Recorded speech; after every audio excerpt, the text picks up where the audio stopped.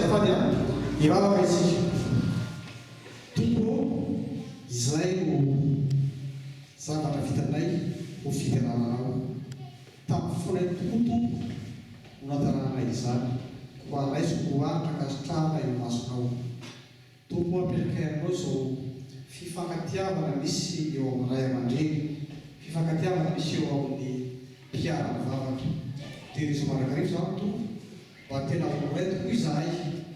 ary aidery ankalaza hideranao zay amin'ny fotoana rehetra na amin'ny asarotana na amin'ny fifaliana tsy adonao zay tompo satria fantatray fa miainay isanandro isanandro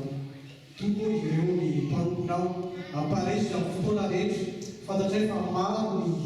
zavatra zay manao fotoana ity aoka izay tompo aibazana ny hazo fizavenao mandrakarivo ka handresy izahay satria Kristy mpandresy miaraka taminay teto ampianakay aminao fely tompo ny herinandronay ho avy aoka izahay ho fitaovana vavokidinao tokoa entina itohina ny filazaranao ety amin'izao tontolo izao ity amin'ny anaran'i Jesosy Kristy zanakao no